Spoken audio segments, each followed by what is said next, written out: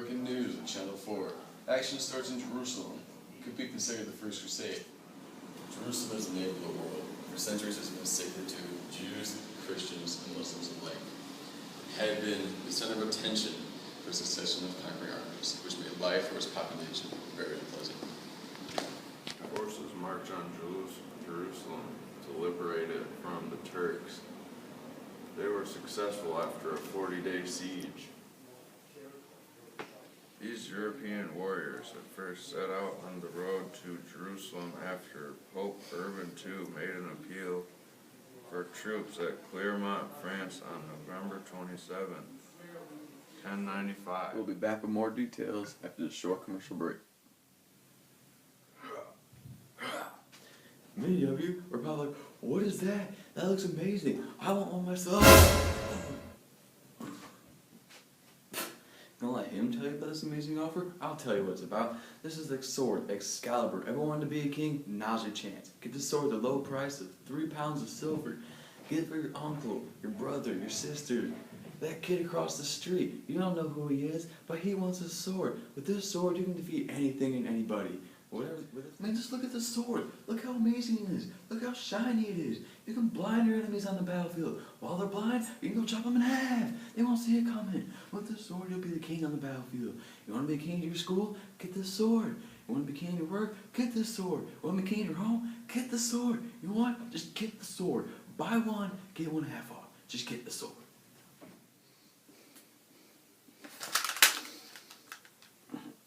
Well, we're back.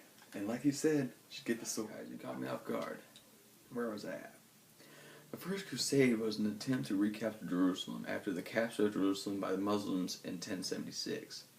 Any Christian who wanted to pay a pilgrimage to the city faced a very hard time. Muslim soldiers made life very difficult for the Christians in trying to get to Jerusalem.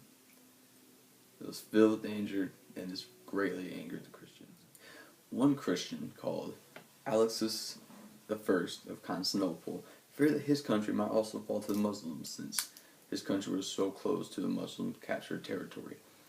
So Alexius I called on the Pope Urban II to give him help. Now, as Austin was saying earlier, in 1095, Urban spoke to a great crowd at Clermont in France. He called for a war against the Muslims so that the Jerusalem was regained for the Christian faith. At the speech, the Pope said, and I quote, "Christians, hasten to help your brothers in the East, for they are being attacked. Arm for the rescue of Jerusalem under your Captain Christ. Wear his cross as your badge. If you are killed, your sins will be pardoned." During the crusade, there were true Christians who wanted to capture Jerusalem just to push the Muslims out, just for their belief. Now, there were also Christians who knew they had committed sins, and by going on the crusade, they might be forgiven by God. They were also told that they would automatically go to heaven if they died in this war. During this crusade, there were also the Christians who thought they would be getting rich from getting all the money that they thought existed in Jerusalem. On the other hand, it didn't really, because it's non-stop fighting. But any crusader could claim that they're going on a pilgrimage for God. That wasn't necessarily all true. There were those ones who would, but also ones that committed sins and just wanted to be forgiven, and ones for wealth. During this, the pilgrims did not have to pay taxes, and they were protected by the church. After the success of the Christian Crusaders, the kingdom of Jerusalem was created, and its first king was Godfrey. He was elected by the other Crusaders, but he died in 1100, and was succeeded by his younger brother Baldwin. The capture of Jerusalem did not end the Crusades, as the Crusaders wanted to get rid of the Muslims from the whole region, and not just Jerusalem. This desire led to other Crusades. And that'll be it for Channel 4 News.